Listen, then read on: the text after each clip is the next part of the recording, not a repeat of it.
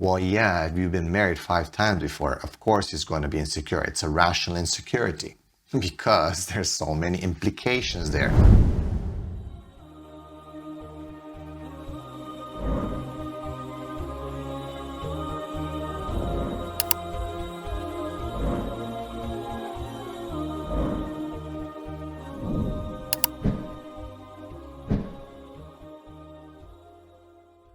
Assalamu alaikum wa rahmatullahi wa barakatuh. Bismillah, walhamdulillah, wassalatu wassalamu rasulillah, sallallahu alayhi wasallam. Today's question comes, it seems like from a sister, is it true that many men don't marry women who are not virgins, or is it due to feminism creeping into our Muslim women? Question is a bit unclear, but let's split it in two. Number one, the issues of men not marrying non-virgin women, and then the issue of feminism. So I think basically what's being asked here is two reasons as to why men are not really wanting to marry anymore. Or in one case, non-virgin women, in another case, just feminism, I guess, and how feminism has impacted the choice of men in the world. So when it comes to virgins, the Prophet ﷺ did encourage men to marry virgins, but it depended on the situation. Even in that hadith, it is depending on the situation. Did the Prophet ﷺ marry all virgin women? No, he did not. But he, sallallahu alaihi wasallam, was a very mature, knowledgeable, very, very strong man.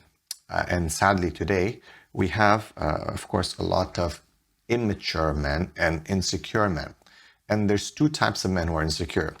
There's those who are insecure just for reasons that are just childish, okay? Very, very childish, and that can be dismissed. Sadly, we have a lot, and that's why we're trying to work to bring those men up to standard in our dawah.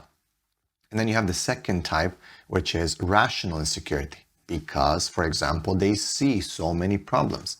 So society and women will say to them, oh, you're just insecure. Well, yeah, if you've been married 5 times before, of course he's going to be insecure. It's a rational insecurity because there's so many implications there, including that 5 men have basically touched you, including that there might be trauma, including that there's some suspicions as to why things didn't work 5 times. And yes, it's not exaggeration. It does happen when women are already married 3 to 5 times, and then they complain as to why guys don't marry them who've never been married, for example. And then they'll say something like, well, the Prophet ﷺ married non-virgin women. True indeed, he didn't. He did marry non-virgin women. But we have to, each case needs to be analyzed and understanding that. So the Prophet ﷺ was just guided by Allah, was a very mature man. Are there any mature men in this world? I'm sure there are, inshallah, who can understand that the woman's gone through trauma, but not every man wants to be your psychiatrist or your counselor. You have to understand, sister, when you get married, a lot of men don't have time for that. They are avoiding that. Not to mention what's going on in the world with feminism, right? That all these women have gone through different experiences in life and they've been affected by feminism. A lot of them are divorced, meaning non-virgins. And if you look at the causes of divorce, sometimes they are very, very petty. But because they're supported by a certain government or a certain system, or because they themselves might have a certain security blanket there, they do sometimes, as it seems now that the numbers I recently heard and saw, the statistics that have been mentioned, are that 70% or more of divorce cases are now initiated by women. And again, we need to analyze. We can't just throw the numbers out there, but we need to also understand certain reasons for that. And one of the reasons is that women are just not in need of man that much anymore. And I can really expand on that from so many different angles, but I just won't do it in this video, maybe in another one. But one of the reasons is that they do have more independence, which people will be like, what's wrong with that? I'll tell you what's wrong with it, is that when a woman seems to have all this independence and all this support, it's not that, there's something wrong with her having some money, or people be like, oh, you guys are so narrow-minded. No, it's how she acts in that situation. And again, that links back to the reasons for why she files for divorce. 70% of time of the divorces that are being filed. Again, women dominate that.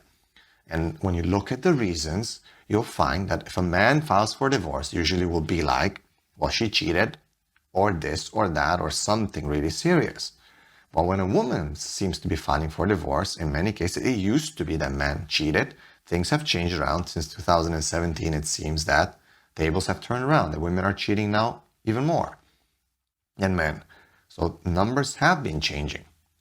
But when you look at now, 2023, it's a long time now, a good, 5-6 years. It's huge in terms of development and social, let's say, evolution of ethics and morality. And I mean here evolution as in change. But you find that women will be divorcing for very petty issues, like, oh, I don't love him anymore, or oh, I fell in love with someone else, or oh, he's not treating me right, or something sometimes very petty that you would not expect, that you would be giving up 3-4 children and a husband that's been taking care of you or loving you or being with you for 5-10 years, that you're giving up just because you saw a Netflix series that made you realize that your life is not so good, or that you spoke to some person who convinced you of that. Again, we're looking at what are the reasons for these divorces when women put them forth. So men are a bit insecure. And as I said, 2 types of insecurities. Number 1 is the childish one, the one that we're trying to fight against. Number 2 is the rational one, the one that is worried about feminism, is worried about so many systems that are at play to emasculate men and to make society gynocentric, meaning female-driven.